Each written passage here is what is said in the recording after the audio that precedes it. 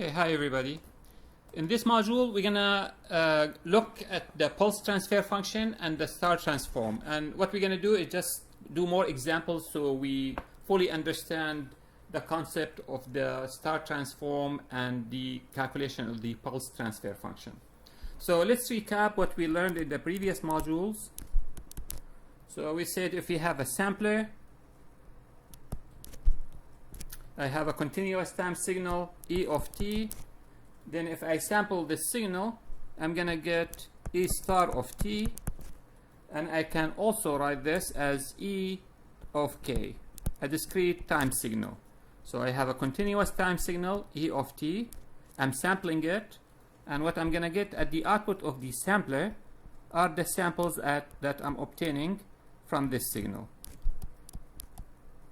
So we might have something that looks like this, assuming this is the signal.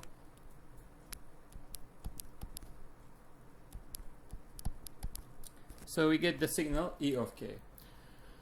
Now what we said is we can take E star of t, the sampled represented as a continuous time signal, and we can calculate for this signal E star of s. We can calculate the Laplace transform of this signal.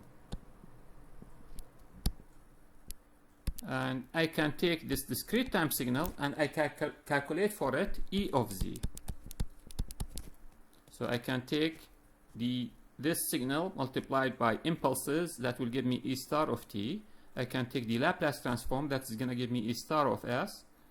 Or I can take the discrete time signal and calculate the z transform of that signal. Now what we found is that E of z is nothing other than E star of s if I were to replace E to st with z. So therefore, if I calculate E star of any function or of any signal, I can just get the z transform of that signal by replacing E to st with z. Okay. Now then we looked at the different ways we can calculate E star of s.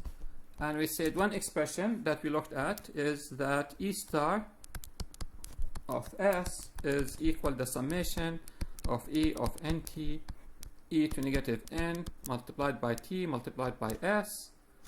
So this is one way to derive the expression for the star transform. And when we look at this, it looks very similar to the z transform. If I were to replace E to st with z, this is going to give me the z transform. And we can see it, I mean this is what we discussed, and we can see it from this expression here.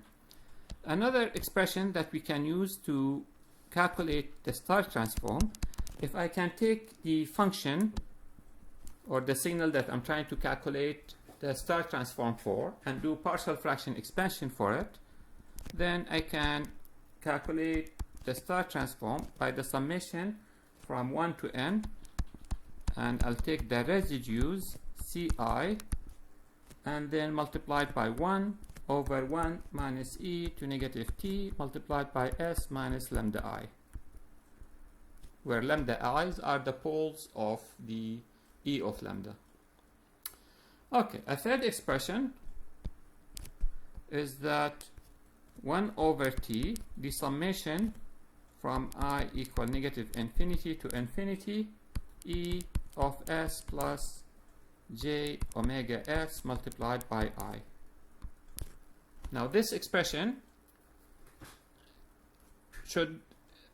we can connect this expression with the sampling theorem. Remember, when I sample a signal, if the signal is band limited and looks something like this is the frequency omega, if I were to sample this signal, then the spectrum of the sampled signal is going to start repeating from negative infinity to infinity, and is going to be occurring at omega s to omega s, etc., and it's going to be scaled by 1 over t. So this is another way also of seeing this expression. Okay, so then we looked at some properties that will help us in the analysis of the system. And just to also reiterate why we're doing all this, I want to be able to take any configuration of the system that has discrete components or sampled components and continuous time components and be able to calculate the output over the input in the Z domain. Okay, so we said also, if I have a system and I have an input E of S, now this is sampler, this is an ideal sampler, I can write immediately this is E star of S. Now if I take this E star of S and I input it to a continuous time signal, continuous time system, G of S, I'm going to get an output C of S. So C of S here is equal to G of S multiplied by E star of S. Now what we said is that I can take the star transform of both sides, and that will give me C star of S equal to G star of S multiplied by E star of S. And then I can use the fact I can replace C star of S with C of Z, and the same thing with the terms on the right. I can write C of Z is equal to G of Z multiplied by E of Z. And therefore, I can calculate the transfer function between C of Z and E of Z, and that will be G of Z. And again, we use one of the equations from the previous class, this rule here, to get this results. Okay, another also from this, the second property that we had in the previous module tells me if I have a signal P of S that is inputted to a system that has a transfer function 1 e to negative s multiplied by t, and then I have y of s, then I can write y of s as equal to 1 minus e to s multiplied by t multiplied by p of s. But from this property that is in the box here, number 2, it tells me if I take the star transform of both sides, I'm gonna get y star of s equal to 1 minus e to st multiplied by b star of s. And therefore, similar to what we have done before, I can write y of z is equal to 1 minus z to negative 1 multiplied by p of z. Okay, let's do some more examples on the calculation of the transfer function. So let's say we have a system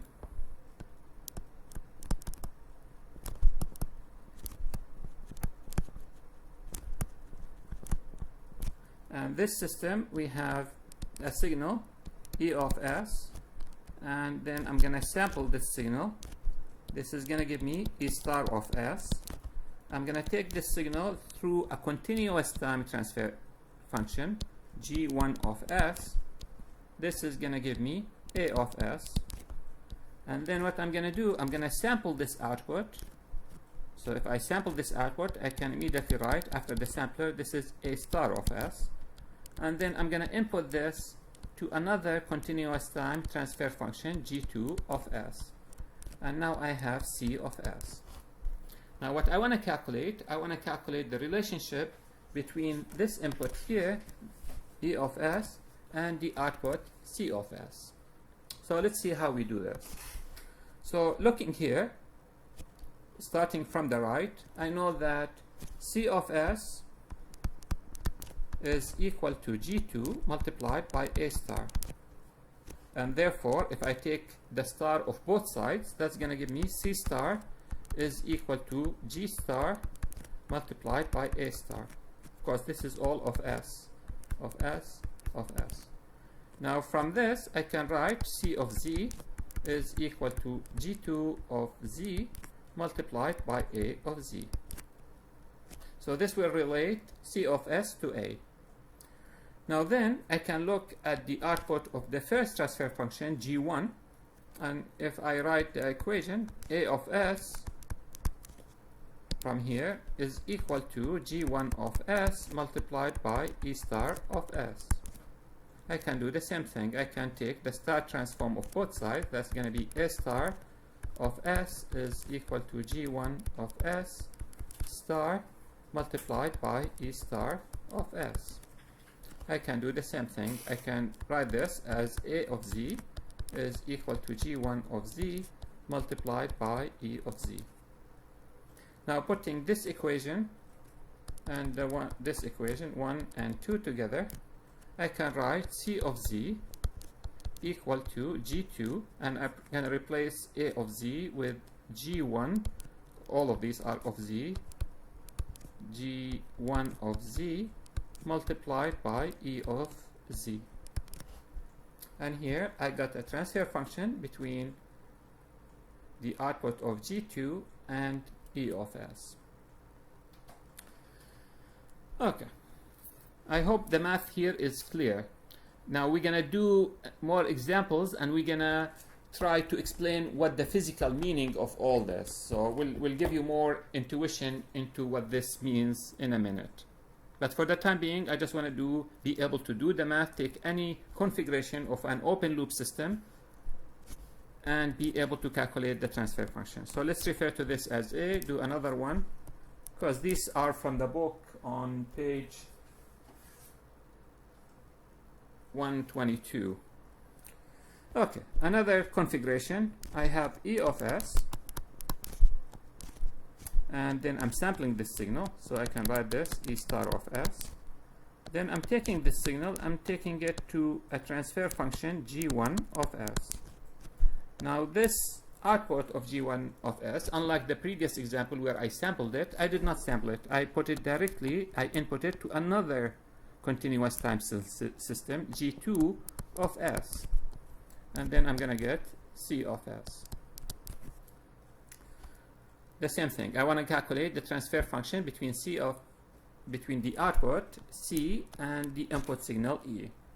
What is C equal to? C of S is equal to G1 of S multiplied by G2 of S multiplied by E star of S. I can calculate the star transform of both sides. Now this is tricky. How do we calculate the star transform of both sides? From the relationship that we have in module 15, it tells me if I have y equal p multiplied by u, then if I take the star transform of both sides, it's going to be p star multiplied by u star. So therefore, if I look here, this together is the p of s. So I have these together, multiply them, and then take the star transform for them. So here, I'm going to have to write this as G1 of S, G2 of S. After you multiply them together, I'm going to take the star transform multiplied by E star of S. I hope this is clear. I cannot take G1 of S multiplied by G2 of S. I have to multiply them, and then I'll take the star transform.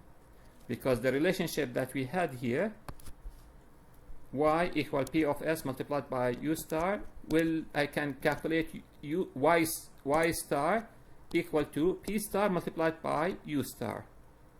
In this case, these together are the p of s, and therefore I have to take them together and multiply them together and then take the star transform. Okay, so from here I can write C of z is equal to G1 multiplied by G2, and then I'm going to put a bar on top of them to signify that I have to multiply them together, and then I have to calculate the star transform to get the Z transform multiplied by E of Z. And this G1, G2 bar on top means the Z transform of G1 of S multiplied by G2 of S.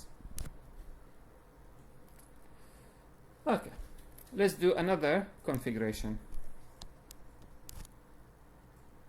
So in this configuration, we have E of S. I have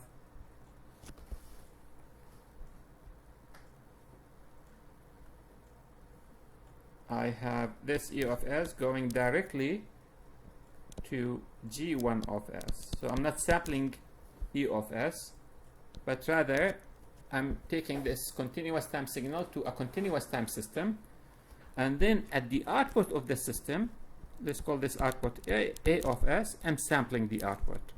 So therefore I'm gonna get A star of S.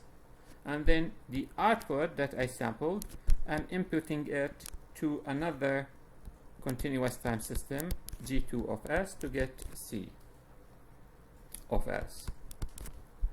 Now what is the relationship between the input and the output? Starting from the output here, C of S is equal to G2 of S multiplied by A star of S. So therefore, similar to what we've done before, I can write C of Z is equal to G2 of Z multiplied by A of Z. Now I'm going to look at the other side. Here I have A equal to G1 of S, of course this is of S too, A of S, G1 of S multiplied by E of S. Now I cannot separate these. There is no star on the E here. Unlike before, there was a star, so I could write A star is equal to G1 star multiplied by E star. In this case, I cannot. A of S is equal to G1 of S multiplied by E of S. So I'm going to do what I've done before. If I want to take A star of S, this is going to equal to G1 of S multiplied by E of S, and then all of them together star. I cannot separate them because none of them have a star on it. So therefore I can write that A of Z is equal to G1 multiplied by E. These, after we multiply, we calculate the Z transform. So therefore I can plug A of Z in this equation. C of Z is gonna equal to G2 of Z multiplied by G1 multiplied by E and the Z transform of that. Now what is it we notice here? I could not get a transfer function between the output and the input. I cannot separate the input in this expression. I cannot write output over input. And again, that is because E is not sampled. I could not separate it as a separate term. Okay. Let's do another example.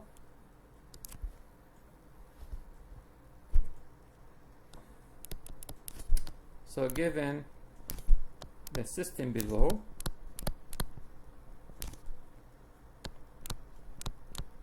when I calculate C of Z divided by the input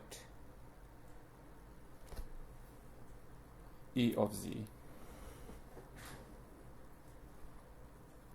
Okay. So in this case,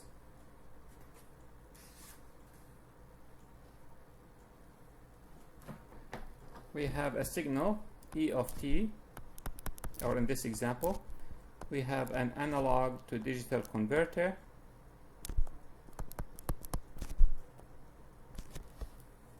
Now this analog to digital converter is going to convert the signal to a discrete time signal, E of K multiplied by T.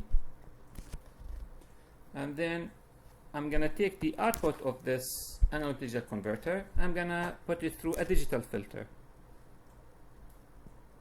So this is a digital filter.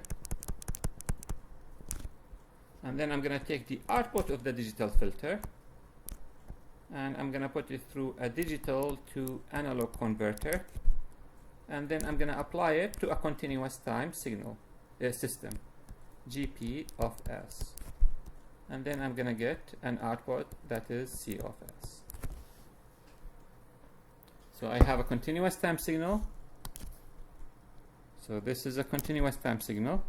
I sampled the signal. I got this signal. I put this signal through a digital filter. This digital filter somehow changed the shape of this signal.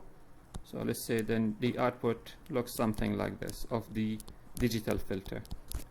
Now I put this output of the digital filter through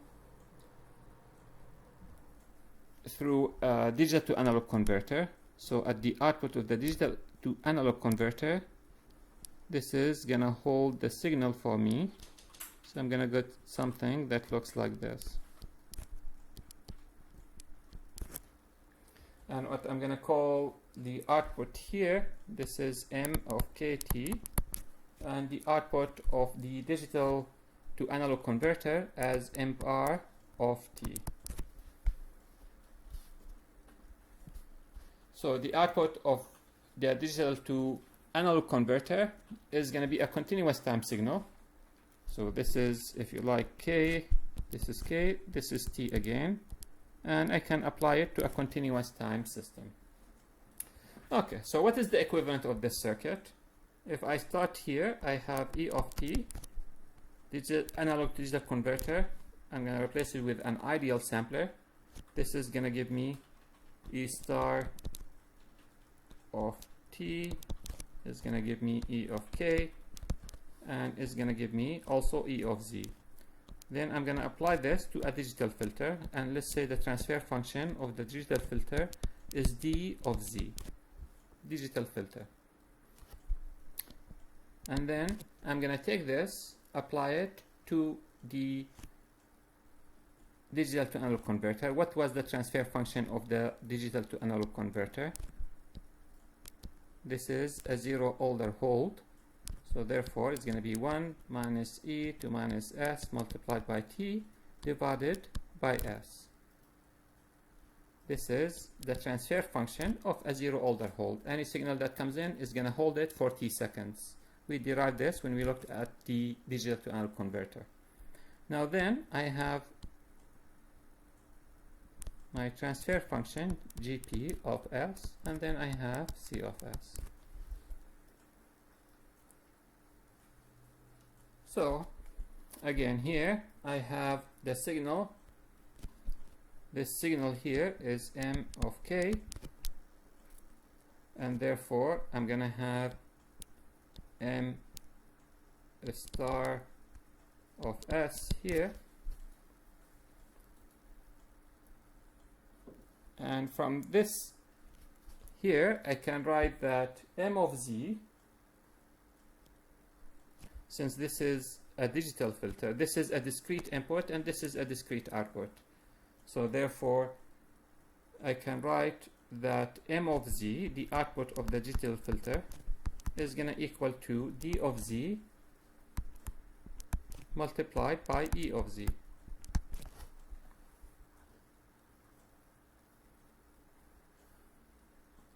Okay, and this is the same as saying that M star of S is equal to D star of S multiplied by E star of S.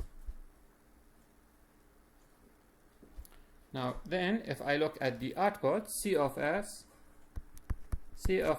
is equal to 1 minus E to negative S multiplied by T divided by S multiplied by GP of S, and then multiplied by M star of S.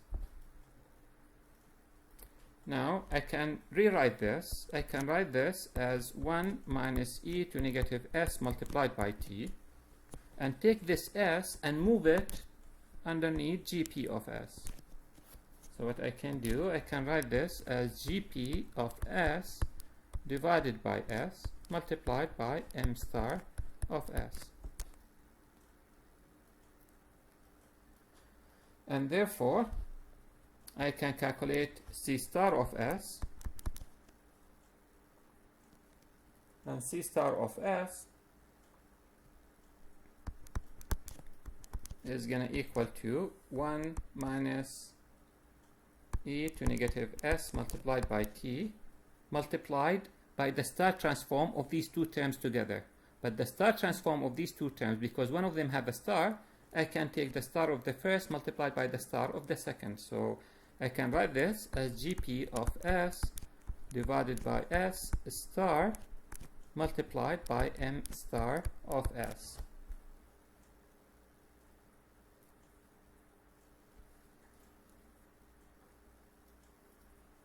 Okay, so therefore I can substitute for m star of s from here, from equation 1. So therefore c star of s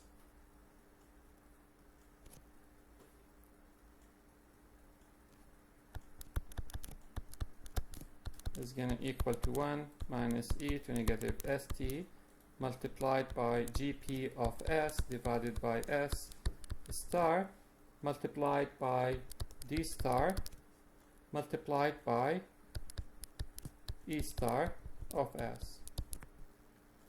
Now I can write this, since I have the star transform, I can write c of z. I can replace e to st with z is going to equal 1 minus z to negative 1. The z transform of gp of s divided by s multiplied by d of z multiplied by e of z.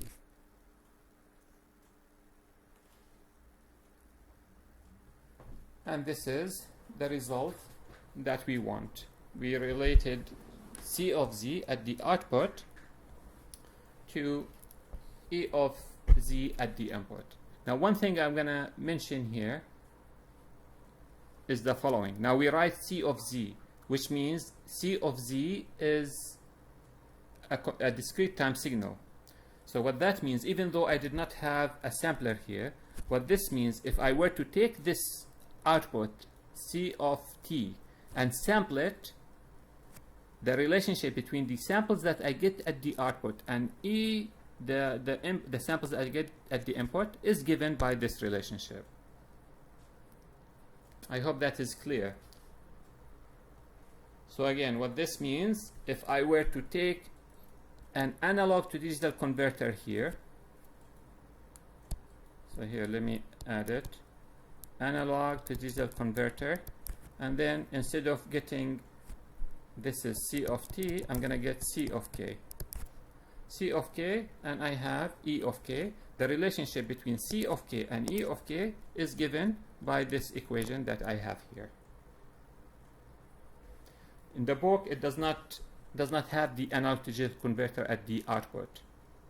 It is understood that if I take samples of the output at the sampling time, then that is the relationship between these samples and the input samples e of k. Okay.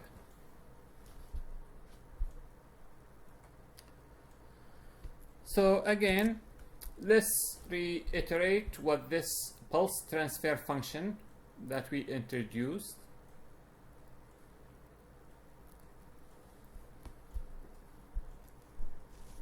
If I have a system that has a zero order hold digital to analog converter, I have samples u of a discrete time signal at the input.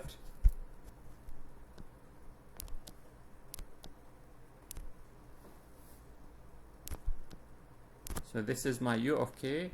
The output of the zero order hold, the digital to analog converter, is going to become a continuous time signal u bar of t. This signal is going to look something like this.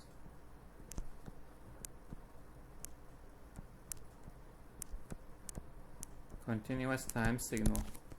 If I take this signal, if I apply it to gp of s, I'm gonna get a continuous time output y of t. If I take this signal and sample it, analog to digital converter, I'm gonna get y of k.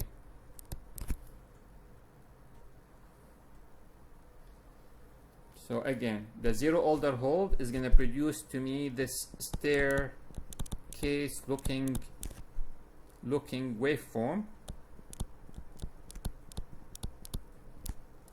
and this staircase looking waveform is going to drive the plant, the system, GP of S. So this is a continuous time signal that is applied to this GP of S. This continuous time plant is going to produce an output y of t that is also continuous. But if I were to take samples of this continuous output, I'm going to get y of k. So this is 0t, 2t, 3t. So therefore, the pulse transfer function that we defined in the previous class, or using the pulse transfer function that we defined in the previous class, I can write this as the following. I can simplify this system that I have to this. This is u of k, and this is my y of k. This is the pulse transfer function, g of z. Pulse transfer function. And what this means, if I calculate the pulse transfer function of this system, instead of using all the system above, I can represent that system with just u of k, the pulse transfer function, and the output y of k. I will get the same results. Okay. So let's look at an example that illustrates this concept.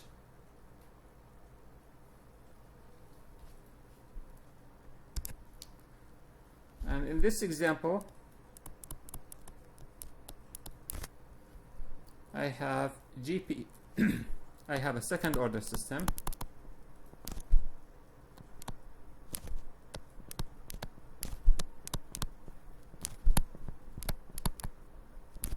GP1 of S is equal to 25 divided by S squared plus 2S plus 25. This is the second order system, so this is omega n squared divided by S squared plus 2 zeta omega n multiplied by S plus omega n squared. What is omega n equal to from here? Square root of 25, which is a 5 radian per second. And I can calculate zeta. 2 zeta multiplied by 5 is going to equal to 2. So therefore zeta is equal to 0.2. Now what is the response of this system going to be?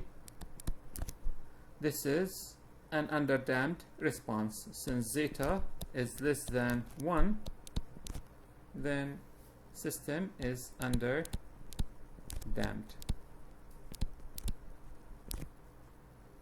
Okay. Now if I calculate the poles of this system, if I take the roots of the denominator, I have two roots at -1 plus j 4.9, and I have S2 at -1 minus j 4.9. And if you remember, these are equal to negative z multiplied by omega n plus j omega n multiplied by 1 minus zeta squared. And similarly, this is negative zeta omega n minus j omega n square root of 1 minus zeta squared. Okay, so let's say that we have this system, this continuous time system, and I'm going to apply to this system an input. So this is my system that I'm studying, the 25 over S squared plus 2S plus 25. Now I have an input u of t, and this u of t is given by the following. U of t is equal to 1 minus e to negative 2t when t is greater than or equal to 0, and 0 otherwise. when t is less than 0. What is this? How is this system gonna respond? Of course, let's also assume, so if y of t is applied, if u of t is applied to the input, and assuming initial conditions are 0,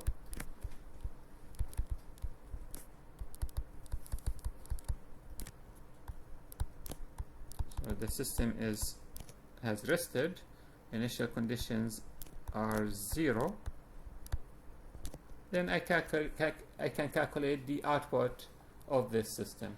I can calculate the output y of t of this system. So if I go to MATLAB and plot the input of the system, this is my input. I applied this input to my second order system, 25, this is 5, not s, 25 over s squared plus 2 multiplied by s plus 25. I'm going to get an output I'm going to call y of t, and this output is going to look like this. This is the output of the system.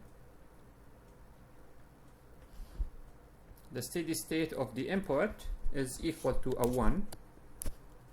The DC gain of this transfer function is equal to a 1.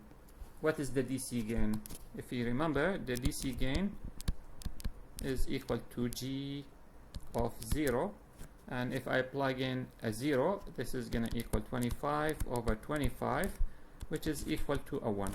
The DC gain of this system is equal to a 1. So in the steady state, I'm going to expect this system to have a gain of 1, and that is consistent. This is a 1 in the steady state. If I look here in the steady state, it is a 1. So everything checks out. Okay. Now, this is analog control. Now what we're going to do, we're going to take this system and we're going to sample the input.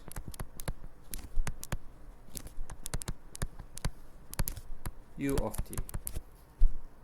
And I'm going to sample it every t equal to 0.1 seconds.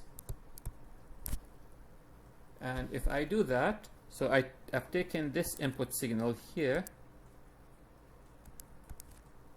this input signal, and I'm going to come here and I'm going to take samples of it. So a sample, sample, sample, etc. So if I do that, I'm going to get a discrete time signal.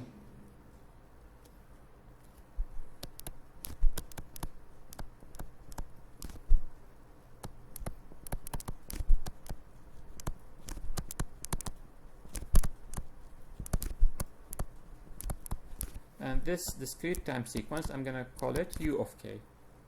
So what we've done, we're taking u of t, this signal that looked like this, I'm going to take it through a sampler and I'm going to convert it to a discrete time signal. So I have u of t at the input here, u of t,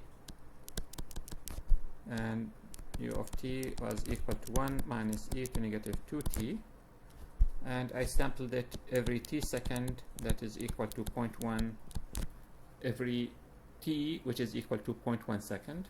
This is going to give me u of k, which is going to equal to 1 minus e to negative 2 multiplied by t to the power of k. Okay. What is this signal u of k going to look like? It's going to be discrete. So it's going to look something like this. Samples every 0.1 second. I can write this. This t is 2, sorry, t is 0.1, so this is 0.2. So 1 minus e to negative 0.2 multiplied by k. And this is my k. And then it's gonna reach a steady state. This is u of k. And if I look at the graph here, this is the samples that I've taken. So these are the samples that I've taken of the input signal. Okay, so then what I'm gonna do, I'm gonna take this u of k and then I'm gonna convert it back to an analog signal.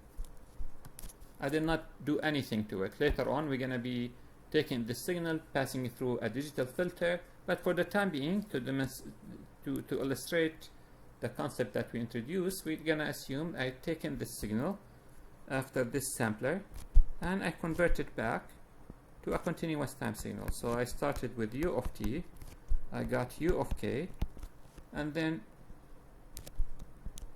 1 minus e to negative 0.2 multiplied by k,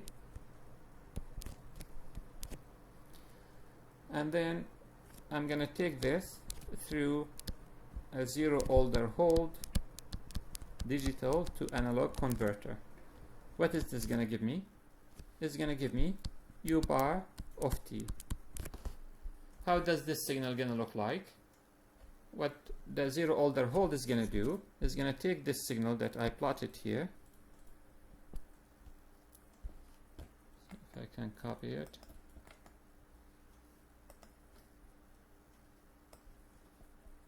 And it's going to generate for me u bar of t, and this u bar of t is going to look something like this. This is u bar, and it's going to look without the dots. Let me make it thicker so I hide the dots. It's going to look something like this. This is how u bar of t is going to look like. And if I look at this page, this is how it looks like. If you see here, this signal here is the output of the zero order hold. So this signal that I have here in blue is the continuous time signal. That is the output of the zero order hold. Okay. So let's go back here. So now what I've done, I'm gonna take this output signal and I'm gonna apply it to my continuous time system. So continuing with this, let me replot it so we have it all. So we started with u of t. I sampled this signal. I got u of k. I passed it through a zero order hold, digital to analog converter. I got u bar of t. Now I'm going to take this u bar of t, which is here, and I'm going to apply it to my GP of S, my continuous time system. That was the 25 over s squared plus 2s plus 25. Now what this is going to give me is a continuous time signal y of t. Now what I'm going to do, I'm going to take this output and I'm going to sample it, and I'm going to get y of k, and I'm going to have to sample it at the same rate that I'm sampling here, which is t equal to 0.1 second. T equal to 0.1 second. Okay. Now, what I want to calculate is the relationship between y of k and u of k. And the relationship between y of k and u of k is gonna equal to, if I look at the zero order hold, this is equal to 1 minus e to negative st divided by s. So therefore, since this is discrete and this is discrete, I can write that y of z divided by u of z is gonna equal to 1 minus z to negative 1 multiplied by the z transform of gp of s divided by s.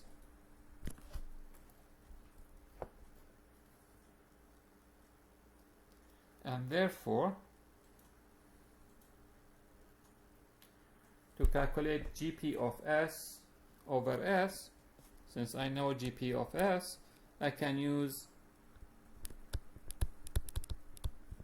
the residue method. I can calculate the z transform, and this z transform is going to be g1 of z equal to 0.11 multiplied by z plus 0.11 divided by z squared minus 1.6 multiplied by z plus 0.82.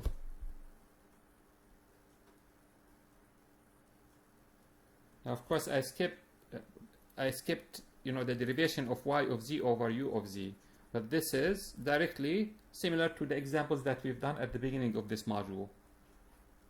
Since I have a star here, e star, I can just write y is equal to gp multiplied by 1 minus st over s multiplied by u star, and then I'm going to take y star is going to equal 1 minus e to st, and I can move the s to gp. So again, let's do it on this side. So here, y of s is going to equal to gp of s multiplied by the transfer function of the zero order hold, which is 1 minus e to negative s multiplied by t divided by s multiplied by u star. Now what I can do, I'm going to take the star transform of both sides. Y star is going to equal to 1 minus e to negative s multiplied by t, and I can put the s with gp. I can take this as gp of s over s, and this is going to be star multiplied by u star. And then I can calculate y of z. It's going to equal to 1 minus z to negative 1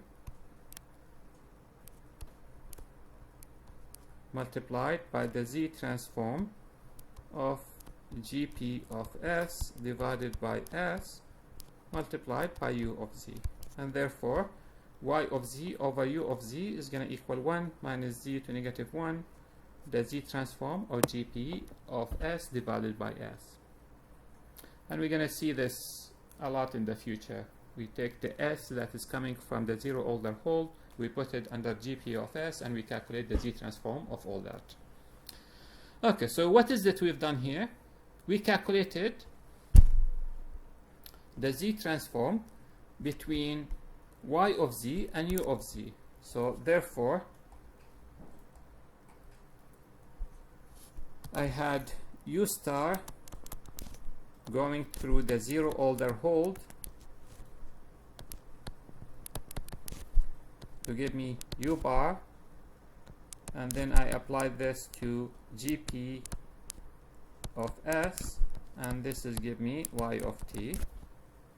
I replaced all that with u of k. This is a small letter, u of k going through g of z, and then giving me y of k, where g of z is equal to 1 minus z to negative 1, the z transform of gp of s divided by s. Okay. So, if I look at this system, going back, this system here, I have a continuous input I convert it to discrete, I convert it back to a continuous signal, U bar. I applied U bar to GP of S. I took the output Y of T.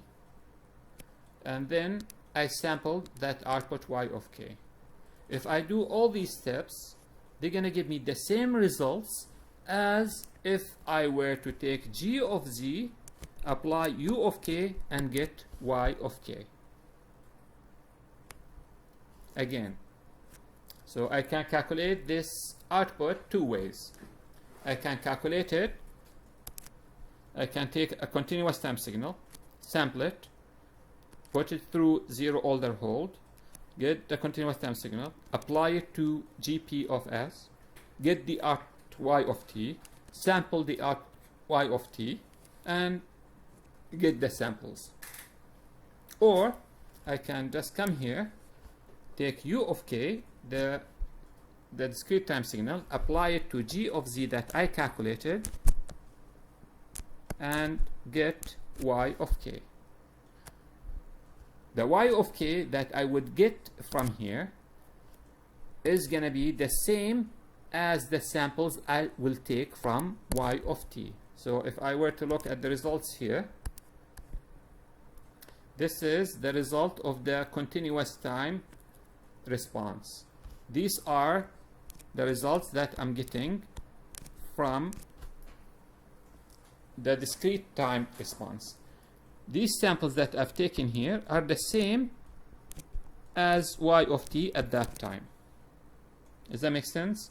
So there are two outputs here. There is one output that is continuous, that looks something like this. This is Y of T, and there is another output that has the circles on it.